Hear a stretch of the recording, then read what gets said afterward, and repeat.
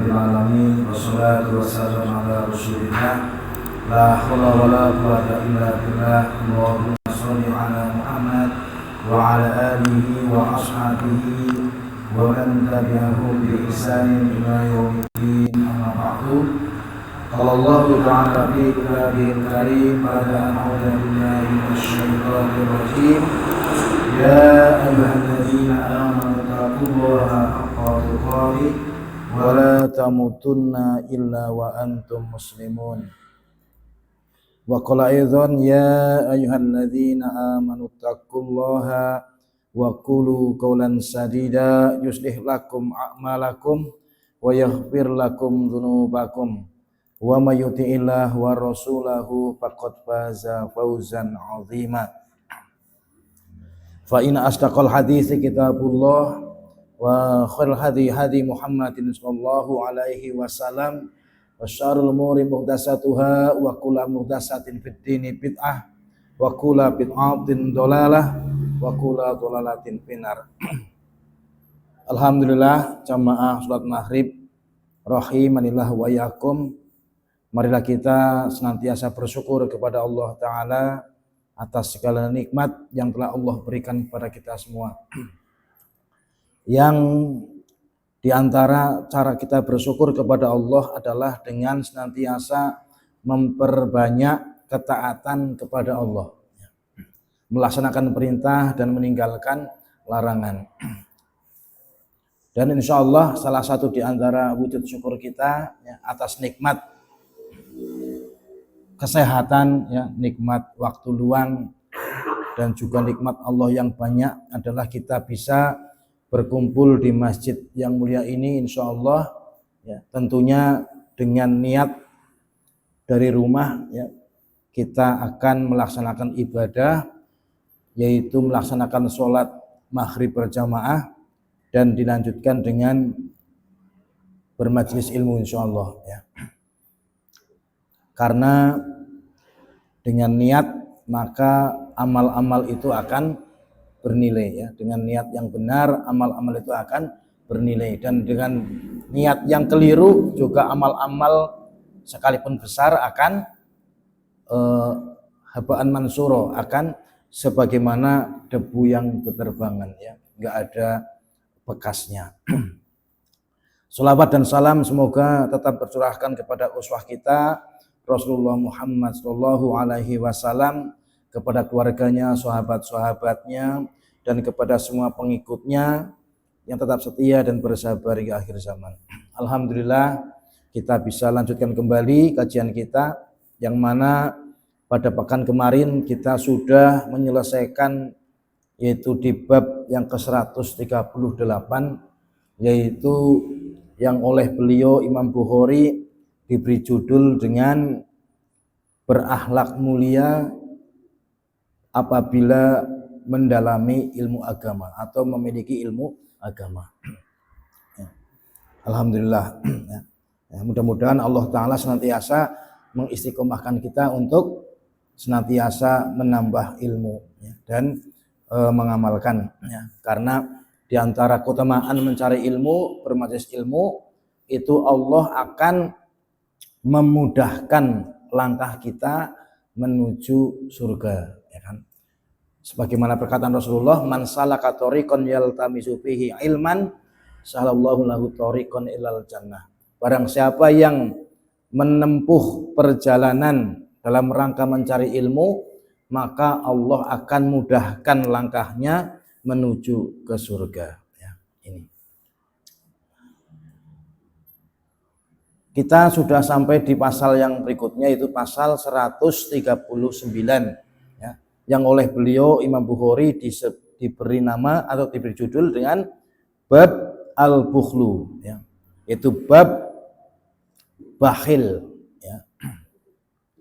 Ada dua hadis, yaitu hadis yang ke-298 dan 299.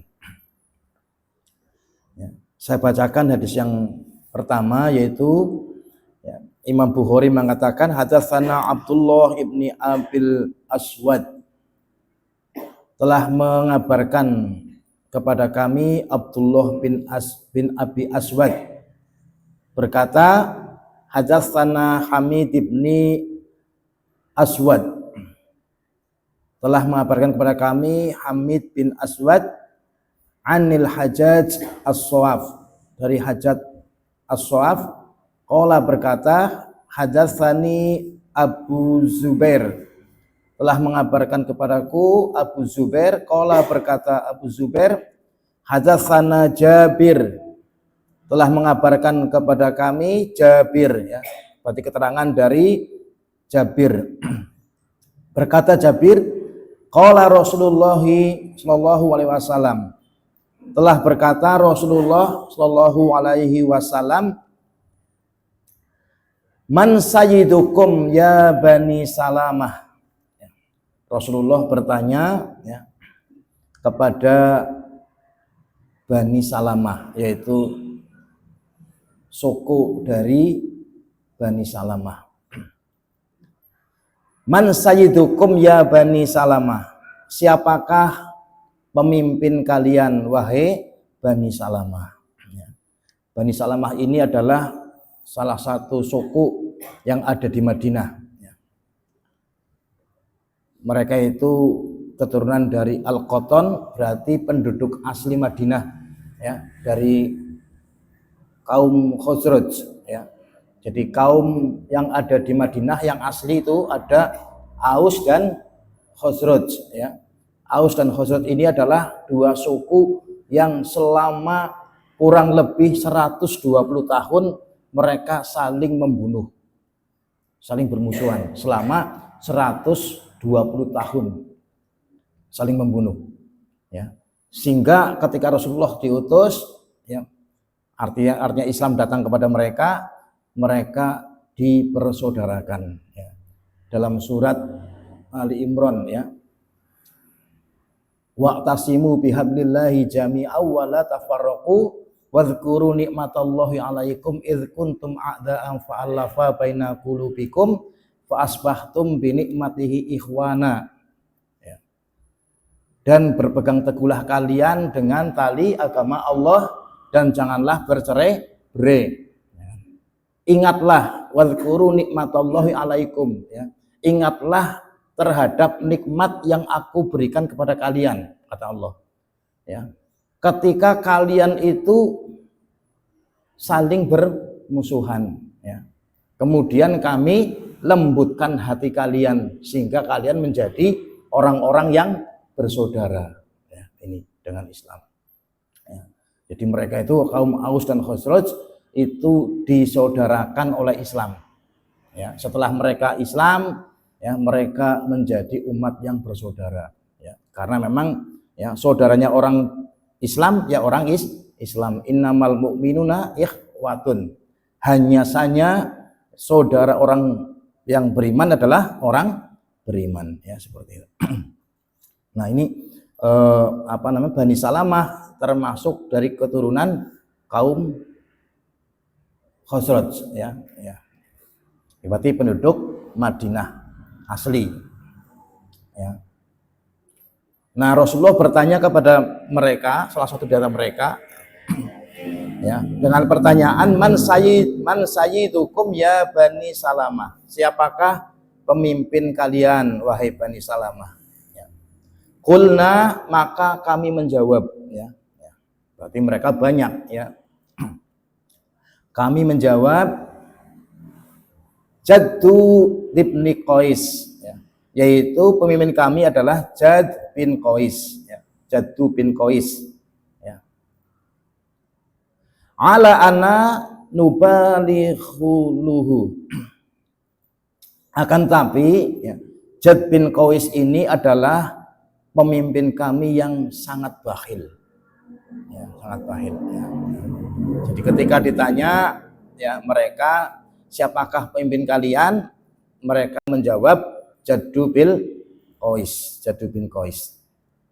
Nah, ternyata Jad bin Qais ini adalah seorang pemimpin yang bakhil, ya, yang pelit. Nah, ini adalah perkataan dari siapa, Pak? dari rakyatnya, ya jujur berarti, ya kan, seorang rakyatnya, ya menyampaikan tentang perilaku atau sikap daripada pimpinannya, ya. Nah, ini ya berarti lagi ngomongin orang, ya. Nah, tapi nanti ngomongin orang ataupun hibah, ya itu ada hibah-hibah yang diperbolehkan, di antaranya seperti ini, ya kan, ya, mengadukan, ya, atau menyampaikan keburukan orang lain tapi bukan dalam rangka untuk yang negatif, ya, untuk menyampaikan biar nanti ada perbaikan, biar ada solusi dan sebagainya, ya. Dan ini adalah ditanya oleh Rasulullah, ya kan. Nah ternyata betul, ya, Jad bin Qais adalah orang yang sangat bakhil, ya, orang yang bakhil terhadap warganya, ya, ataupun rakyatnya, nggak pernah memberi dan sebagainya, ya. Termasuk diantara perilaku, ya, buruk daripada Jad bin Qais inilah Pak, ya, ketika masa-masa kaum muslimin membutuhkan pertolongan, ya kan, yaitu ketika perang Tabuk, ya, perang Tabuk itu kurang lebih tahun 11 Hijriah, ya. Itu perang Tabuk kan perang yang terjadi pada musim paceklik, ya, musim panas, ya, musim kering, ya, kurma nggak ada yang berbuah dan sebagainya. Kemudian siapapun nggak ada yang berani keluar rumah karena banyak debu, kemudian sangat panas, ya, mata perih dan sebagainya, ya. Nah maka Jad bin Qais ini adalah termasuk orang yang meminta izin kepada Rasulullah, ya. Minta izin apa, Pak? Minta izin untuk tidak ikut perang, ya kan. Ya Rasulullah, izinkan saya untuk tidak ikut perang. Ya, kenapa? Kan Anda tahu kalau bahwasanya di penduduk Madinah sini, ya, tidak ada yang lebih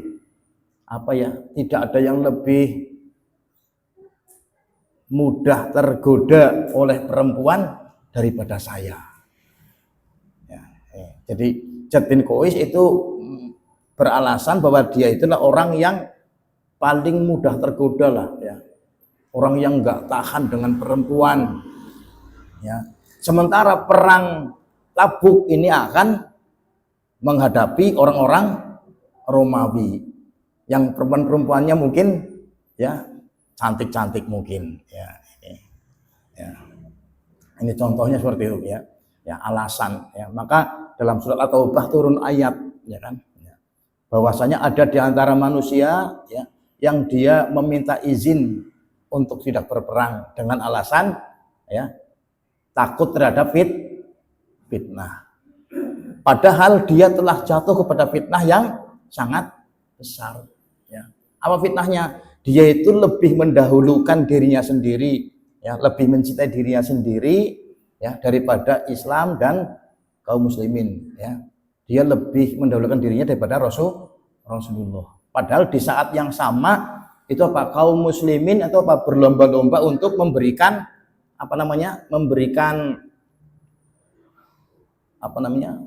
andil, ya, memberikan andil, ya, dari orang-orang yang kaya sampai orang yang tidak punya, semuanya itu berlomba-lomba untuk andil, ya, kaum muslimin semuanya, orang-orang beriman. Karena pada waktu itu, ya, perang yang sangat berat, ya, yang dihadapi orang Romawi, ya, kemudian dalam keadaan paceklik, sehingga Rasulullah mengumumkan setiap pasukan supaya membawa bekal masing-masing, ya, sehingga orang-orang miskin itu ada yang bawa segenggam kurma, ada yang membawa, ya, sekarung gandum dan sebagainya masing-masing, ya kan. Nah, yang pada saat itu, ya, ada, ya, kisah yang terkenal bagaimana Abu Bakar, ya kan, itu menyedekahkan seluruh hartanya, ya. Umar bin Khattab separuh hartanya, Utsman bin Affan, ya, memberikan 200 ekor unta, ya 200 ekor unta itu berapa miliar apa triliun ya, itu untuk biaya perang. Bahkan ada Amir, siapa namanya, Amir bin siapa saya lupa, beliau adalah orang yang nggak punya apa-apa. Sa'ad bin Amir ya, insyaallah ya, kalau nggak salah keliru. Beliau itu apa? Karena nggak punya apa-apa ya, dia nggak bisa tidur semalaman. Karena apa? Tidak ada yang bisa diberikan untuk Rasulullah. Maka dia itu ambil wudhu, kemudian dia itu berdoa, mengadu kepada Allah, ya Allah, saya tidak mempunyai apapun yang bisa diberikan kepada Rasulmu, maka saksikanlah pada malam hari ini aku sedekahkan jantungku, aku sedekahkan hati dan seluruhku, dan semua orang-orang itu akan aku ikhlaskan. Artinya orang-orang yang mendoliminya dia ikhlaskan. Maka habis subuh ya, Rasulullah itu apa? Bertanya ya, siapakah di antara kalian yang tadi malam bersedekah?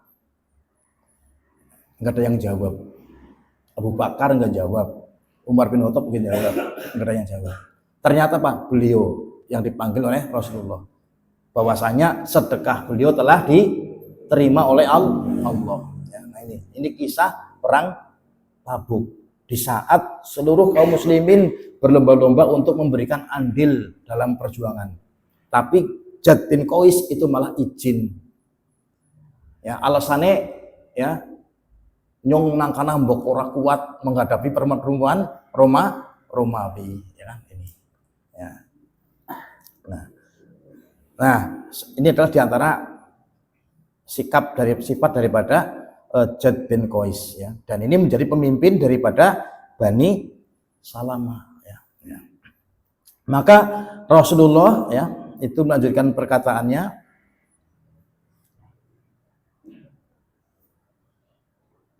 qala ya, Rasulullah berkata,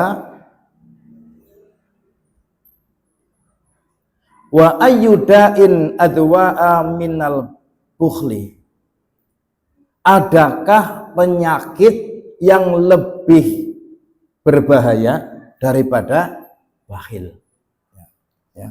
Adakah penyakit yang lebih berbahaya daripada si penyakit bakhil ya. Ternyata Rasulullah ya menganggap bakhil itu adalah penyakit ya, penyakit yang sangat kronis, yang sangat berbahaya sekali ya kan. Tentunya penyakit hati ya kan ya.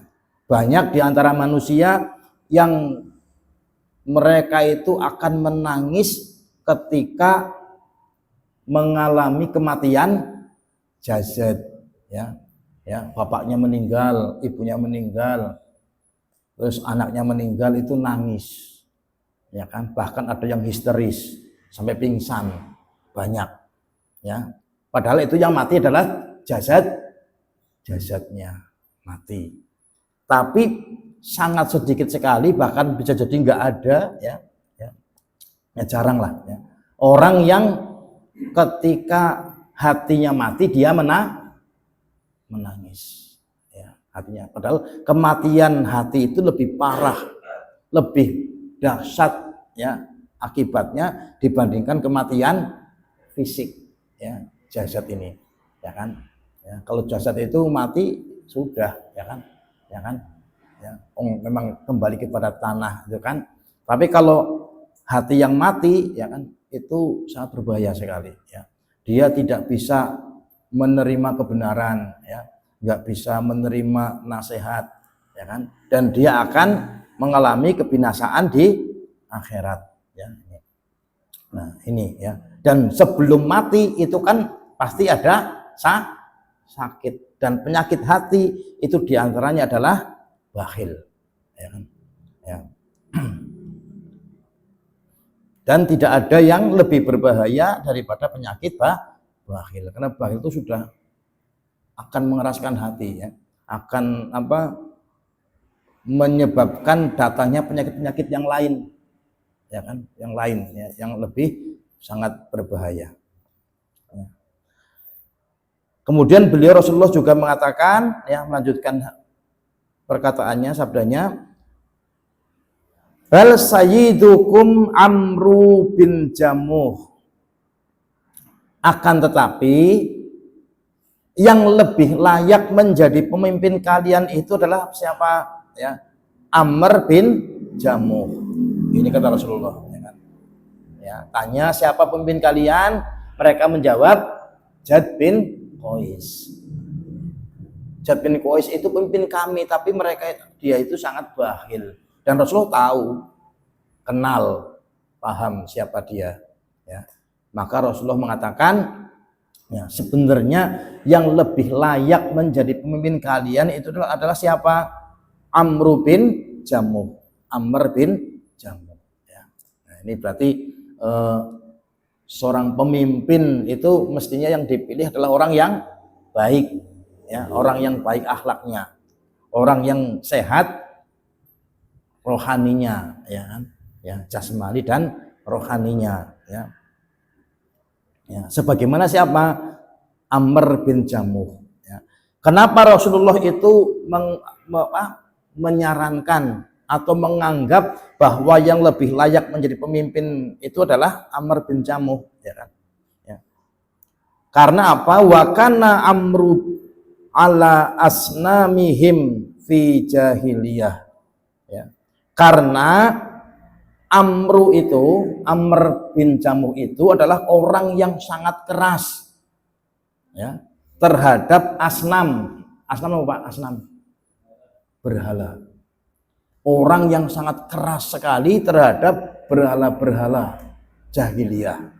Ya, berarti Pak, orang yang keras dengan berhala, orang yang bagaimana? Orang yang akidahnya baik, akidahnya lurus, bukan ahli syirik. Ya, ini pemimpin yang baik begitu. Ya. Amr bin Jamuh ini adalah orang yang sangat keras terhadap berhala-berhala jahiliyah.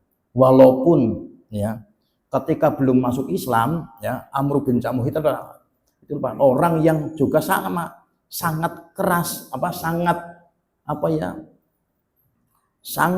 setia terhadap Tuhannya lah, ya. Sebelum masuk Islam dia juga orang yang setia dengan Tuhannya, ya.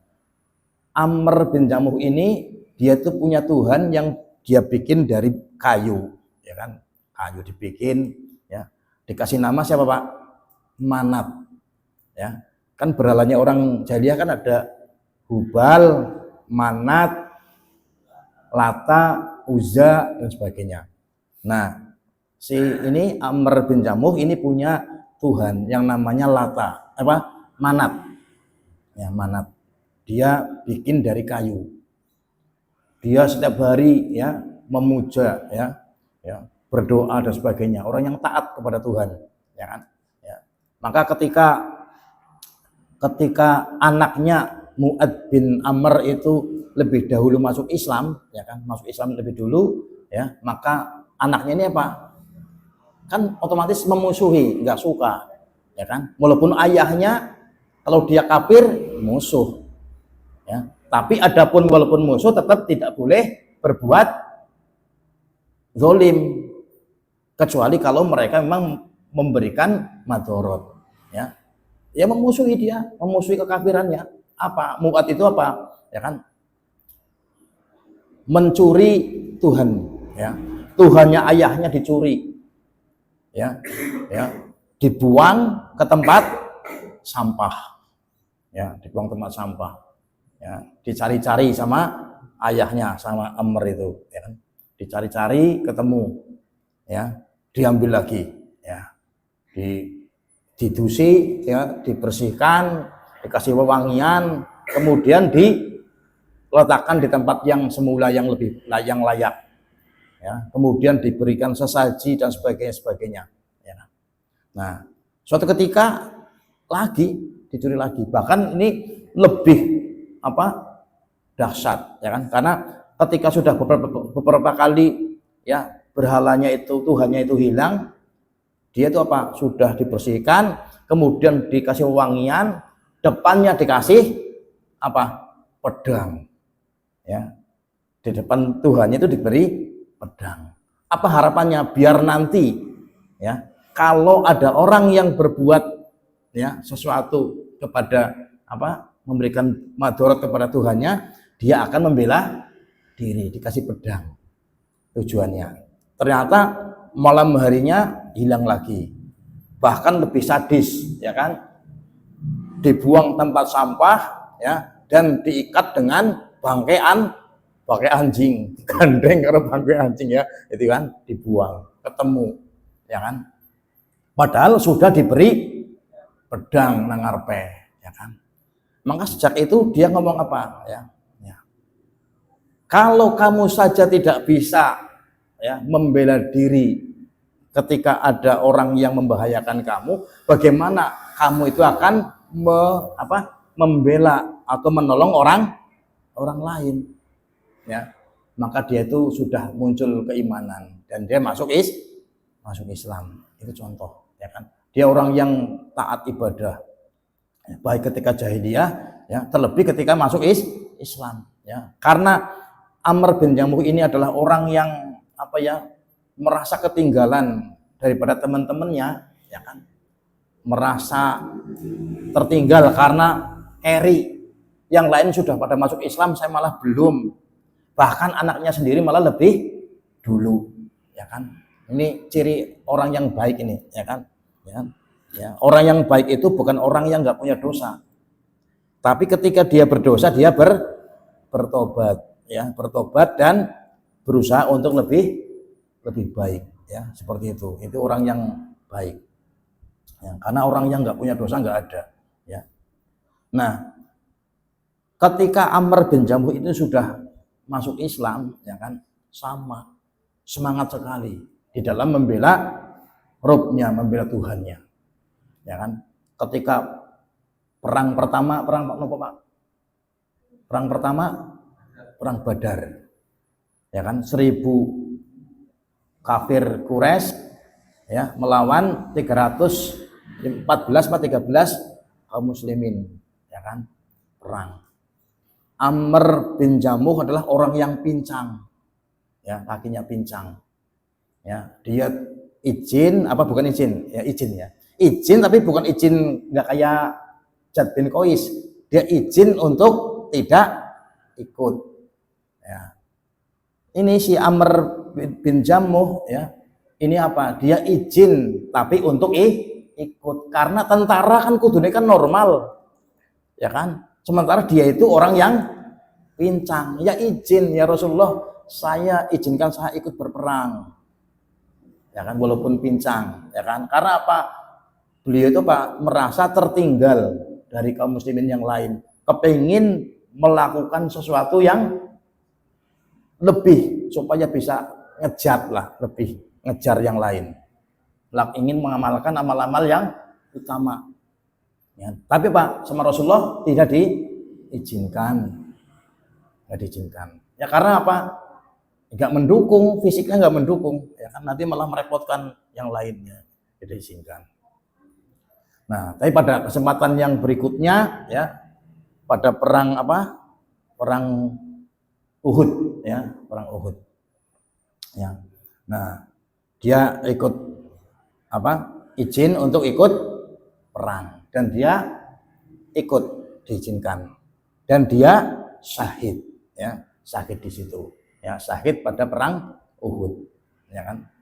Orang yang sehat fisiknya, yang normal saja banyak yang syahid, apalagi sing pincang, ya kan, ya. Tapi semangatnya luar biasa, ya kan, dia berangkat perang, ya, dia syahid, ya. Nah, ketika terdengar kabar bahwa Amr bin Jamuh ini syahid, ya, maka apa?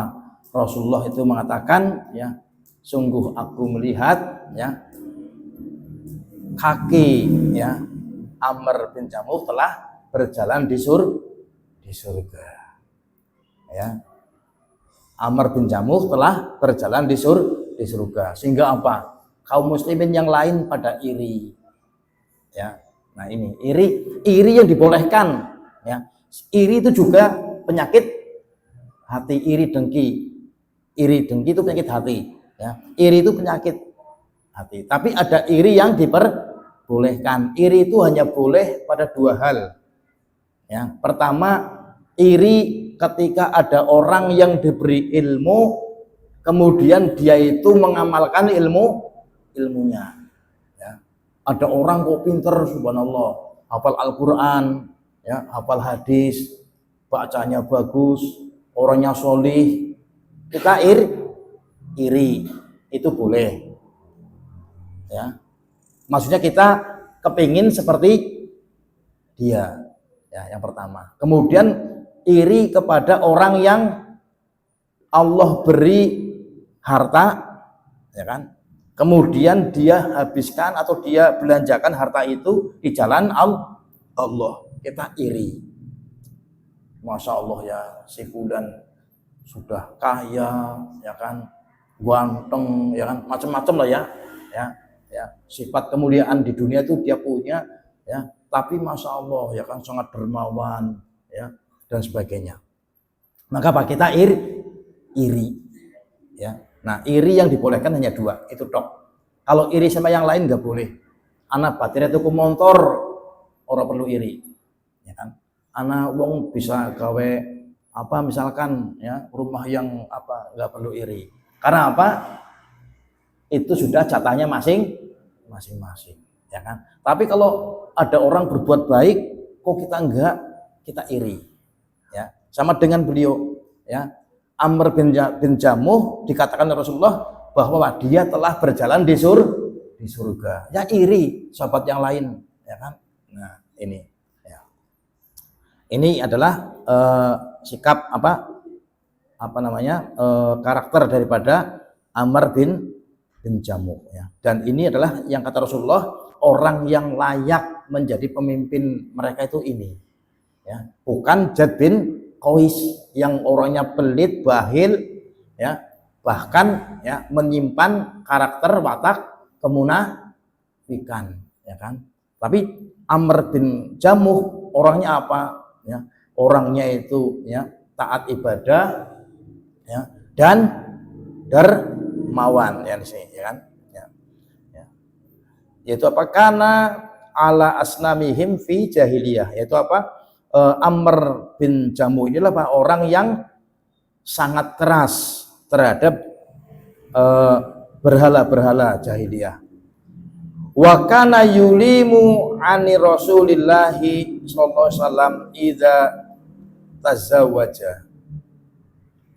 Dan adalah Amr bin Jamuh itu adalah orang yang membuat walimah. Walimah apa, Pak? Walimah pesta pernikahan, ya, ya. Membuat pesta pernikahan, ya.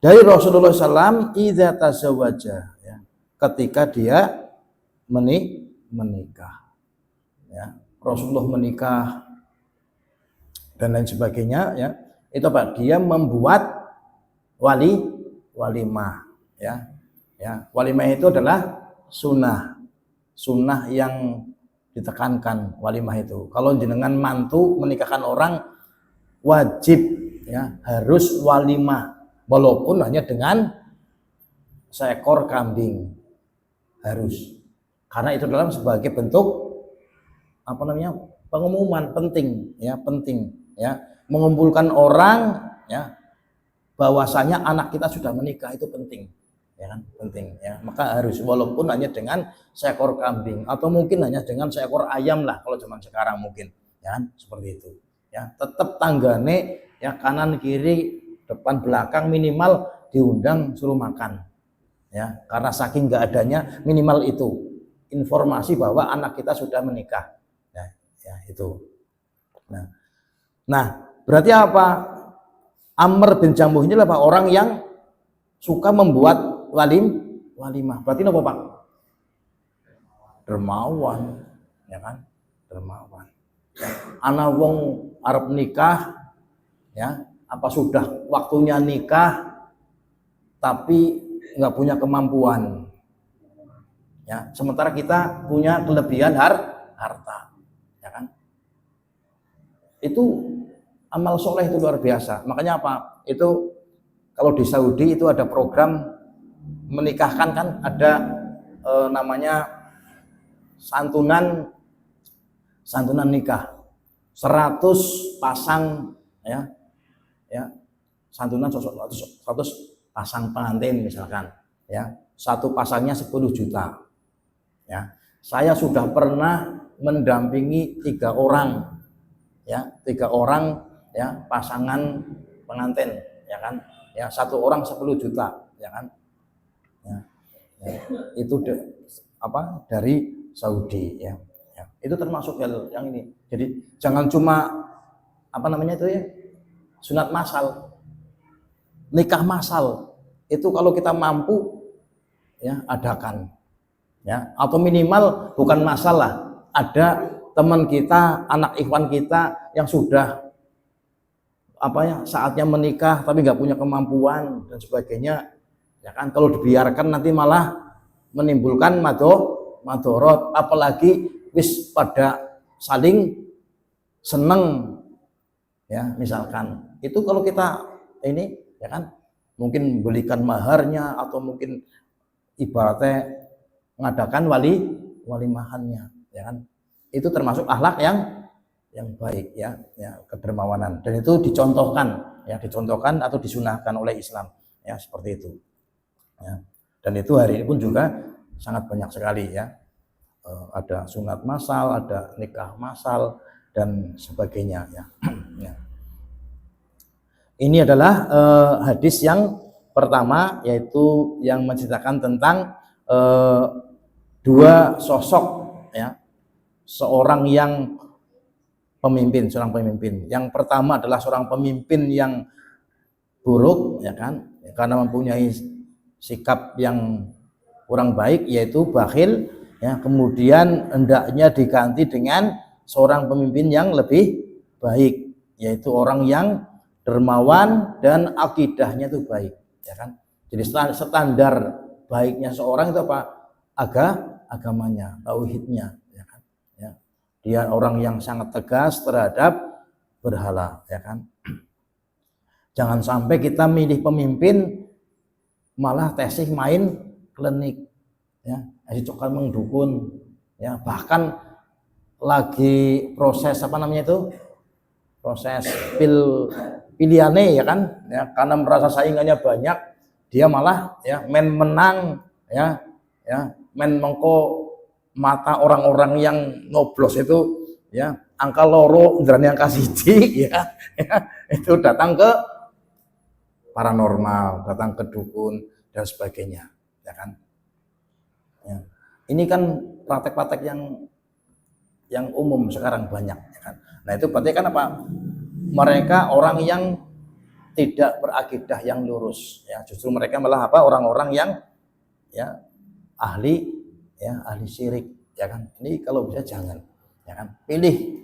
Bagaimana kalau yang nggak ada yang lain, ya kan, ya, mungkin di antara 3 orang yang paling baik siapa? Tetap pertimbangan kita adalah agamanya, ya kan, ya, karena ketika agama itu sudah ditinggalkan itu, ya, musibah yang luar biasa, ya.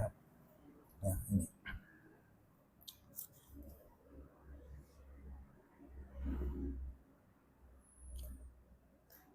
Untuk hadis pertama sudah selesai ini, ya. Kira-kira ada pertanyaan, ya? Sudah masuk waktu Isya, ya, jam 7, ya. Ya. Untuk hadis yang kedua nanti kita lanjutkan besok, ya, yaitu tentang 4 hal yang harus ditinggalkan atau yang harus dihindari. Di antaranya juga adalah ada bakhil juga. Kira-kira soal, Pak? Ya. Untuk hadis yang pertama ini, ya,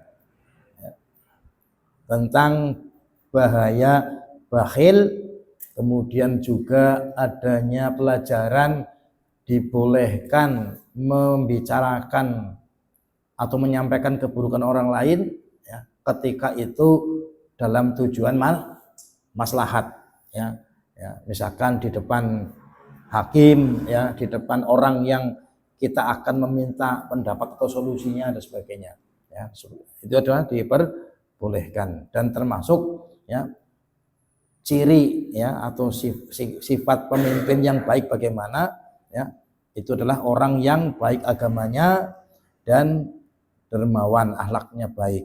Tentunya bukan cuma pemimpin negara saja ya, pemimpin rumah tangga juga sama ya kan ya. Seorang suami juga harus menjadi ya pemimpin yang baik, dan pemimpin yang baik itu adalah orang yang akidahnya baik dan dermawan ya.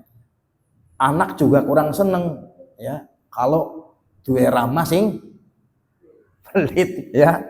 Bapaknya pelit ora seneng mesti ya, ora seneng ya kan ya. Ya. Kemudian punya suami pelit, istri juga nggak seneng ya kan, seperti itu ya. Makanya dulu pernah ada pada masa Rasulullah ada orang yang mengadu ya, namanya siapa ya, ada yang tahu namanya kan ya? Istri Abu Sufyan, Hindun ya, Hindun ya, namanya Hindun ya. Hindun ini adalah punya suami yang sangat pelit sekali ya, sehingga dia mengadu kepada Rasulullah tentang sikapnya itu ya kan. Maka dibolehkan ya cara kayak orang sang ngomong dijawab baik, tapi secukupnya. Anak belum pada makan, beras urung anak ya kan, padahal bojone duwe duit tapi di kantongi bae gawat tulan-tulan dan sebagainya ya. Ya diintai kapan adus ya, katoke dicantelakan ya, ambil, nggak usah ngomong, itu boleh. Tapi nggak boleh berlebihannya, cukup nggak tuku beras, nggak usah bocah sekolah, udah itu. Karena apa? Dia pelit. Kalau nggak, orangnya pelit, pokoknya nggak apa ya, nggak menafkahi ya istrinya ya kan. Nah ini boleh ya, boleh ya. Berarti kan mengadu ini ya. Karena apa? Kalau kita nggak menyebutkan keburukannya, nanti nggak ada solusinya ya kan. Ustadz, anak saya anu ya kan, anu apa ya, anu ya kan, nggak jelas kan, nggak jelas solusinya. Sampaikan apa adanya, anak saya itu begini gini ya, jelas ya kan, itu boleh. Atau ketika di persidangan atau mungkin di mana ya, itu termasuk pelajaran apa, hibah ataupun membicarakan orang lain yang diperbolehkan. Termasuk iri yang diperbolehkan itu ada ya kan, yaitu iri kepada dua orang. Orang diberi ilmu kemudian dia mengamalkan ilmunya, dan iri kepada orang yang diberi harta dan dia membelanjakannya di jalan Allah, itu iri. Yang lainnya nggak boleh ya kan. Iri itu kepada yang lain ya, itu termasuk akhlak yang buruk ya. Mungkin itu jamaah rahimanillah yang bisa kami sampaikan, mudah-mudahan bisa bermanfaat ya. Dan kita akhiri dengan kafaratul majlis. Subhanaka Allahumma bihamdika asyhadu an la ilaha illa anta astaghfiruka. Assalamualaikum warahmatullahi wabarakatuh.